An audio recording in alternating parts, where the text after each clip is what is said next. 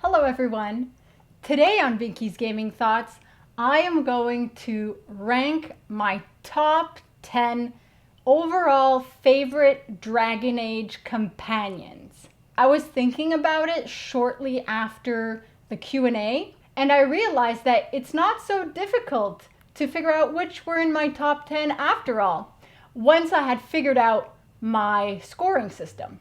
Okay, so number 10. Oh yes, I'm going to be going from 10 to number 1. Oh, by the way, my scoring system, I'm going with the story and background of the character, the influence they have on magic and or history, and the feels, the emotions, how they make me feel. So number 10, Fenris. So he's actually my favorite Dragon Age 2 romance, but he's down below the other one because he doesn't have as much influence on magic and such. Fenris is a slave. He's a former slave, but not just any kind of slave. He suffered various forms of abuse, various forms of torture, and he was magically tortured to induce lyrium within his body, which is why he has all those lyrium veins, which is something we've never heard of before, something we've never seen outside of Fenris. Yeah, of course, because the lyrium is inside his veins. Nah, get it? Whatever. So, I know, right? This lyrium torture that he suffered also gives him this ability to kind of reach into someone magically, stick his hand into another's body to unmaterialize and then rematerialize himself. He's not fond of mages, except maybe Hawk if you're a mage and he becomes fond of you with the approval, friendship, or romance. Yet he has magical mage type essence within him.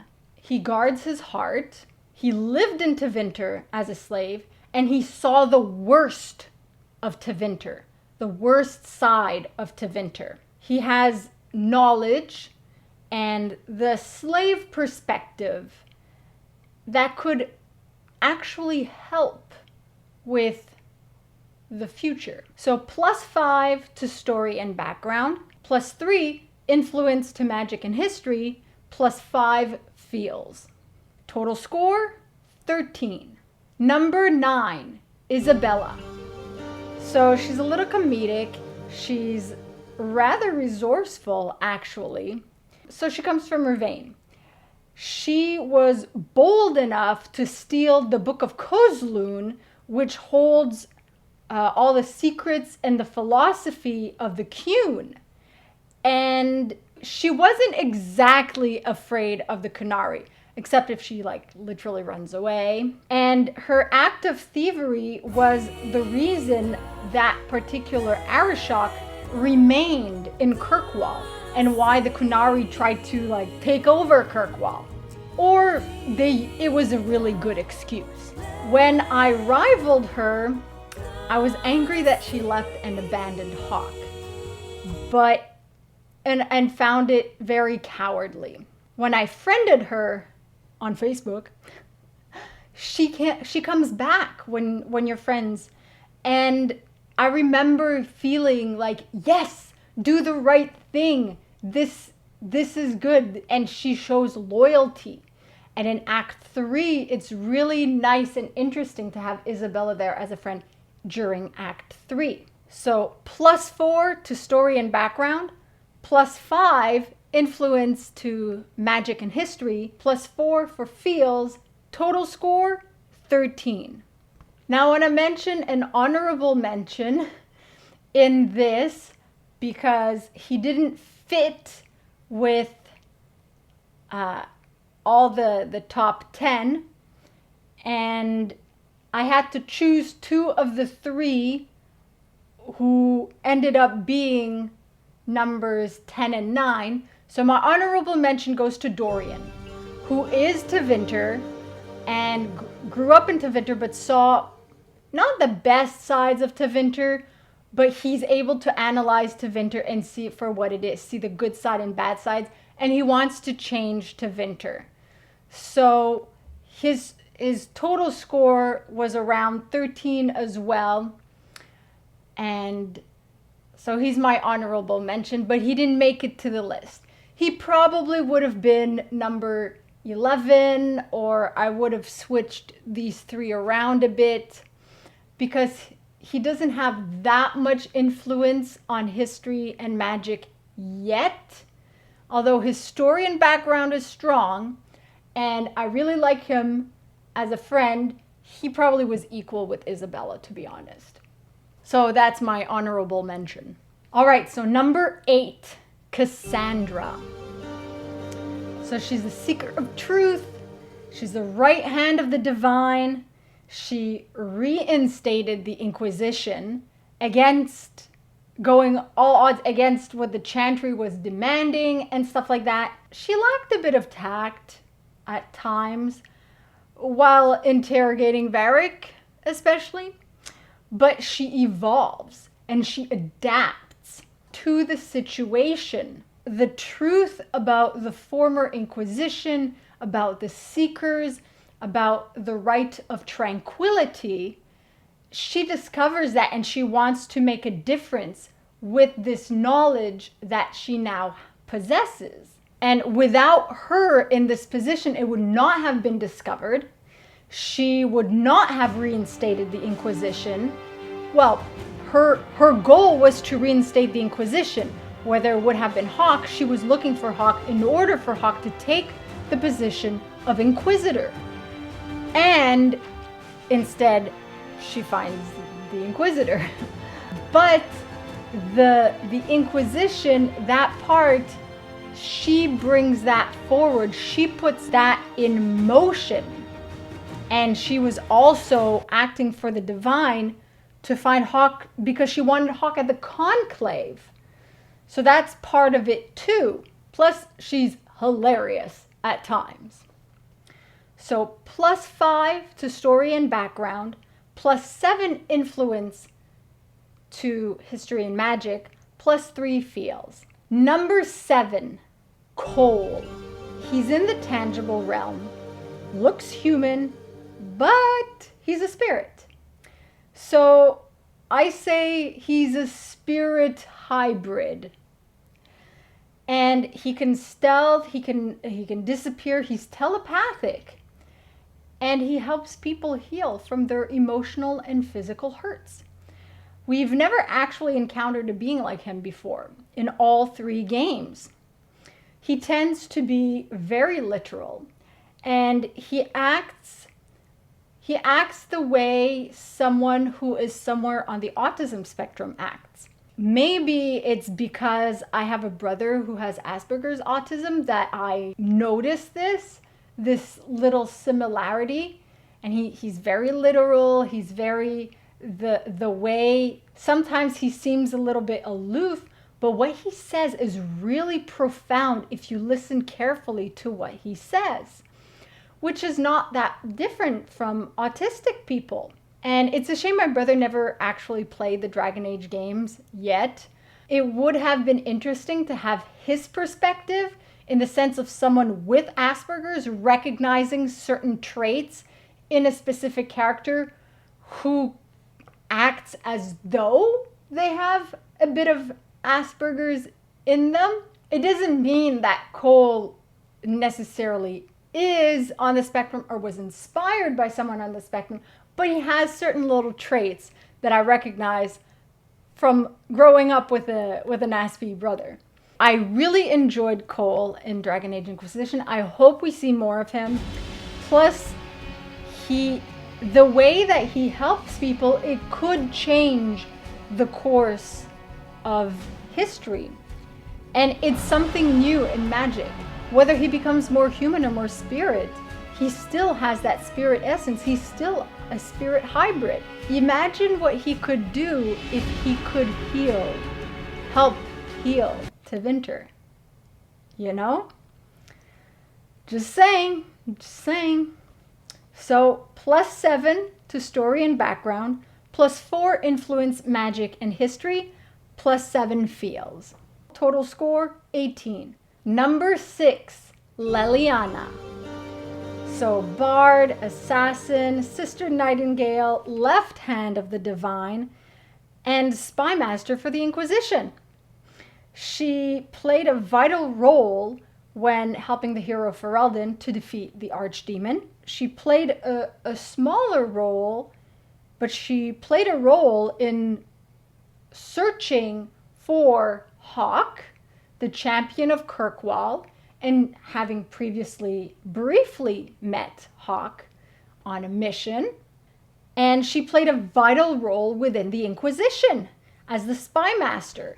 And a lot of things would not have been possible without her, because she was doing what no one else could, especially when you side with the mages. That last act of sacrifice and heroism that she displays so that you and Dorian can return, that's part of her personality. That's part of her. She played a vital role in that awful future so that you could go back to the present and prevent that awful future from happening. So past, present, and future, she plays a role. She contributes in ways that no one else could. She has a whole team of spies working with her, working for her. And her contribution may shaped it partly to what it became, because it would have ended up very different without her. And whenever our characters, wherever our characters were, whoever our characters were, Warden, Hawke, Inquisitor, she was in some way, shape, or form there helping.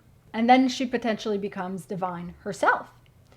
Plus, she's a loyal and reliable friend with a ton of knowledge and resources. So either she has your back, or you better watch your back. So +7 to story and background, +7 influence on magic and history, +7 feels. Total score, 21. Number 5, Alastair. Alastair. Bastard Prince, Grey Warden, and maybe in a lot of playthroughs, King. So, a bit whiny. Really? No, never noticed. But loyal, warm-hearted, and funnier than he actually tries to be. So, he played a big part in defeating the Archdemon during the 5th Blight. And he is an important character for all of Ferelden. And then in the Inquisition, he's either the king or the warden who is able to resist the fake calling that Corypheus created. And he ultimately enters the Fade with the Inquisitor and Hawke. So I find that between Origins and Inquisition, he matures a lot. But even less mature, he's playful, especially as a romance option. Oh, and for those who had him father Morrigan's son, well, he's the one who allows everyone to survive the defeat of the Archdemon by taking part in this ritual. And we'll see how he didn't really want to do it because he's like, in the scene, which is kind of funny. So everyone survives because he takes part in that ritual for those of us who chose that option. So +8 to story and background, +8 influence to magic and history, and +8 feels. Total score, 24. Number 4, Barrack. So dashing rogue, which we cannot romance, what a shame, with incredibly infamous chest hair, and a strange obsession with his crossbow. Merchant, storyteller, he'll exaggerate though, but he'll also be your most loyal best friend. So he's the bosom buddy type. He's the bosom buddy of the gang, and he stuck around with the Inquisition even after when he didn't have to, after the way he was interrogated. and he's resourceful, and he has lots of connections. He also happens to be the one who, with his brother, organized the expedition to the Deep Roads and found that red lyrium idol, which became paramount because it what made Knight Commander Meredith go like cuckoo in the head. And but his studies of the substance were vital to understanding Corypheus and Inquisition and how it kind of all works. And he's able to resist authority also, because no matter how much Cassandra was like questioning him and interrogating him, he's like, no, I don't know where the champion is. And he potentially, in doing that, he potentially saves Hawke's life, because Hawke did not end up at the conclave as a result of him refusing to give Hawke's location. And that shaped the beginnings of the Inquisition as well, just by simply not revealing where Hawke was. So things could have been very different. So +8 to story and background, +9 influence to magic and history, +8 feels. Total score, 25. Now you can kind of get where my scoring system is, and you might rank these people, well, these characters completely differently depending how you see it, how you interpret their actions and stuff. So that would be very interesting to know, and you can share that in the comments below. Who would you have replaced? Who would you have removed from this top 10 list? Who would be your top 10? So number 3, Morrigan. So she begins as just a witch of the wild, but she plays a role in the defeat of the archdemon in many playthroughs, especially if she does that ritual that allows everyone to survive and then ends up mothering a child who has the essence of Urthemiel inside him. She does that so that no one would die. She becomes learned in arcane knowledge, and thus, through time, the Empress's advisor, the one who aids us with the Illuvians. And because Solus So does not help us in that factor, even if it's like his domain, he's like, yeah, whatever. He just bugs Morgan about her claiming to know more than him, but he doesn't share his knowledge at that point. Yeah, very effective. She helps us to reach the Temple of Mythal and helps us inside it as well. To her knowledge leads us to the Well of Sorrows, basically, because I don't think without her knowledge we wouldn't go there, potentially. And yeah, she potentially drinks from the Well of Sorrows herself. Oh, and her mother has the spirit of Mythal within her. So just look who her mother is on top of everything else.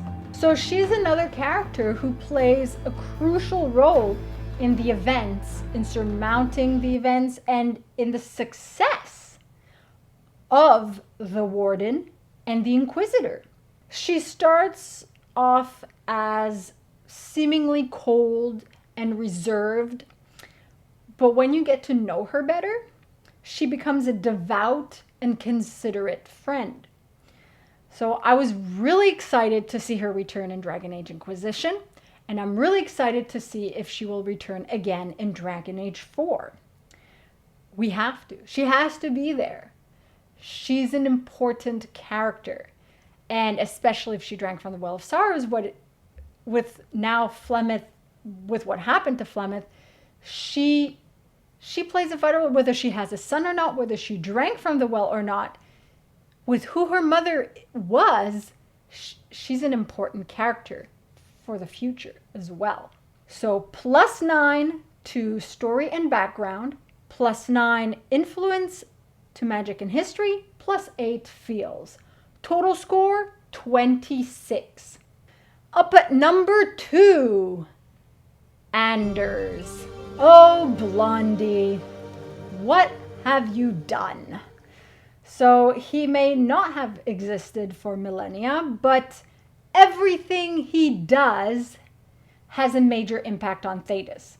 The time he has existed, he's done things that have had major impacts on Thetis. So let's have a little look at that. So he houses a spirit turned demon within him.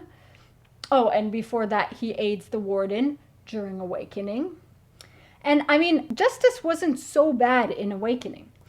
So he provides a body for justice and coexists with a spirit instead of the spirit just possessing him. So he provides the maps for the Deep Roads expedition. So no expedition without him. Just saying. Oh, and he loves cats. Sir Pounce-a-Lot. Aw, cute little Sir Pounce-a-Lot. Now let's see, what else did he do? These are little things.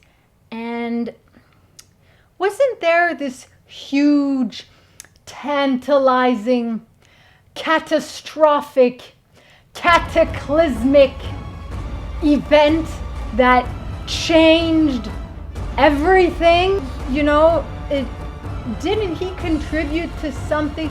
Didn't he do something that just, boom, happened and it was done? And then there were consequences to his actions. Oh yeah! He just went and blew up the Kirkwall Chantry, igniting the Mage Rebellion, which was the very reason that the Divine wanted the Exalted Council to get together, because boom, then Mage Rebellion in Kirkwall, Mage Rebellion everywhere, Mage Templar Rebellion everywhere, circles disband, so everyone of import ends up at the Conclave, where another boom happens. So, but that one wasn't his fault. Oh, and the reason Cassandra was looking for Hawk and was questioning Barrack was because of that rebellion, which Anders caused. So things literally blew up. And then there's pulling on our heartstrings. Although I prefer the Fenris romance, I did love the Anders romance. And he's warm. He's gentle. He kind of like moves in with you. And then he goes and does that. Like, dude, I could only kill him once. I couldn't bring myself to kill him. Not the time I romanced him. Other times I friended him. I couldn't bring myself to kill him. Romance or friendship, it's just, what have you done? Anders, what have you done? But I don't have the heart to kill you. So you're going to help me fix your mess, you know, or at least fix part of this mess. So I forgave him the other times. But part of you wants to hate him. He did something so unbelievably despicable and out of this world. This is not right. This is totally, completely wrong. It's immoral. I understand where he's coming from. But isn't there a better way, a moral way to achieve what you're trying to achieve? And I have a lot of sympathy for him and his cause. And so that's why I didn't want to kill him. But I wanted to kill him, but I didn't want to kill him. You know, it's like, oh la la. So +9 to story and background, +10 to influence to magic and history, +9 feels. Total score, 28. And up at number 1. Can you guess? Can you guess? Huh? That's right. Soulless. So, where do I begin? So with a tragic past of wanting justice done to those who killed Mithal. But doing that destroyed his world / realm the way it was. And he's desperately trying to correct his mistake, lost on his path, by making another mistake. And the romance makes the story just that much more tragic. And his pride and desperation and obsession are hurting him as much as are hurting those for whom he cares. It is hurting everyone else, whether he cares about them or not. Oh, and his acts created the veil and removed immortality from the elves, potentially creating the existence of humans and other races. We're not sure. And probably caused many other occurrences in history which we have not yet discovered. And because we probably don't know about it yet and might never know or might discover in future games. And he gave his orb to Corypheus. So that explains that explosion at the conclave. Not Anders, not enchantment, but solace. And he aids the Inquisition. He leads us to his own castle, Skyhold. He aids against the plot, the Kunari plot in Trespasser. He is the reason we're going to Tevinter in the next game. History exists because of him. Though, to be fair to Anders, I gave Anders the same score because Anders has not existed as long as Solus. So that's why that. Solus has existed much longer. So if you look at the existence, the influence is relatively the same. And that last scene in Trespasser, when Solus kisses Lavalon and says, "My love," it gets me every time. I want him to snap out of it. He is so off the trail. On va s'entendre? Man, oh man. But I want to redeem him. I want to redeem him so much. So, plus 10 story and background, plus 10 influence to magic and history, plus 10 feels. Total score 30. And there you have it. Top 10, my top 10, with the way I was ranking Dragon Age characters, overall Dragon Age characters. Let me know in the comments below your top 10, like I mentioned before. And like this video if you like it. Subscribe if you're not already a subscriber. Hit the bell icon to receive notifications. And I'll see you all soon. Masaranas.